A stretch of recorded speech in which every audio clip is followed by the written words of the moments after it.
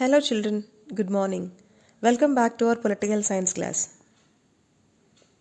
In our class today, we are going to discuss our last chapter in this political science, that is outcomes of democracy.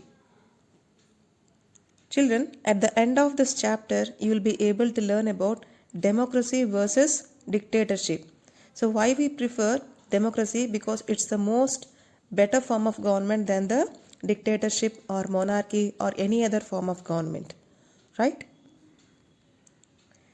Children, let's take a look at some reasons why we prefer democracy over dictatorship, or not only that, or any other alternative form of government. We feel that democracy was better because democracy promotes equality among citizens and it enhances the dignity of the individual. It improves the quality of decision making, provides a method to resolve conflicts, and allows room to correct mistakes. Okay? But children, democracy is seen to be good in principle, but it's not so good in practice. By seeing this principle, it is good, but for practice, it's not good. This dilemma invites us to think hard about the outcomes of democracy. Okay, that is why do we prefer democracy only for moral reasons, or there are some prudential reasons to support the democracy too? In that way, we prefer some preferences. For moral reasons, we are taking up democracy, or for prudential reasons. Okay, let's see. Children, we know that democratic countries of the world follow democracy differently. For example, over hundreds of countries of the world today they claim and practice some kind of democratic politics. That is, they have their formal constitutions. They have constitution, but for namesake, formally. They hold elections. This is also for namesake. They have parties and they guarantee rights. That is also same like everybody's. But children, we have seen in the 9th class chapter, no? The first chapter, why democracy, what is democracy? In that, we have seen the example of China, CCP party. There is no choice for the people to choose their leaders. And if you go to Pakistan, Pakistan also same thing. They have military form of government, but they hold elections. They have constitution. But that seem to be a constitution, that seem to be a democratic country, but really not. Okay, so in that way, the principles are good, but how far these countries are implementing? These are not implementing equally, right? So some they have direct democracy, some they have representative democracy, some they have semi-direct democracy. Okay, so while these features are common to the most of the country's children, these democracies are very much different from that of each other in terms of social situations, their economic achievements, and their cultures. So clearly, what we understand is the achievement means what is at the end, what it is achieved or not achieved is most important. For example, every country's geographical conditions are not same, economical situations are not same, culture and traditions are not same. So same kind of democracy is not suitable. Yes or no? That is why we need to identify the outcomes of democracy. So children, different countries follow democracy differently because depending on the social situations, economic achievements and cultures. However, there are certain basic outcomes we expect out of democracy. If our expectations are not met, we start blaming the idea of democracy, or we start doubting if we are living in democratic country or no. The first step towards this thinking carefully about the outcomes of democracy is to recognize that democracy is just a form of government.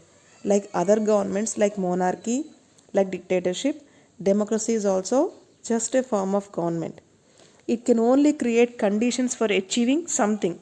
If you want to achieve, you are following this principle. That's all.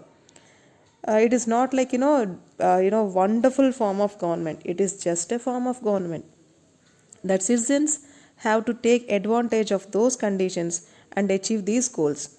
Because monarchy form of government they have different principles, dictatorship form of government they have different principles, democratic also they have different principles. So this is we feel better to achieve our goals, we follow this kind of government. That's all. So let's examine some of these things we can reasonably expect from democracy, and examine the record of democracy first of all. Then we'll understand much better. Now let's see the three outcomes of the democracy. The first one is, as a political outcome of democracy, we expect democracy should be accountable, responsive, and legitimate government. As an economic outcome, we expect that democracies produce economic growth and development and also reduce poverty and inequality. As a social outcome, children, we expect democracy to accommodate social diversity. As we all know that India is having diverse people, diverse geographical conditions. So we need to accommodate all the social diversity in the society and provide dignity and freedom to all the citizens. When such expectations are not met, we start blaming the democracy. So once again I tell you children that what we need to understand is that democracy is just a form of government that can only create suitable conditions to achieve our goals. As citizens, we need to take advantage of those conditions, okay, and to achieve our goals. So democracy provides us right to choose our rulers. Democracy provides us the right to choose our rulers and have control over them, because we can vote for them and we can make them as leaders. If you don't like them, we can change them also, right? Children, we expect our rulers, the government, should be effective and efficient, right? An effective government follows procedures while making decisions. Although this may be a time taking or time consuming process, it ensures that the decisions are acceptable to all the citizens of India. Because the decision making process is based on norms and procedures.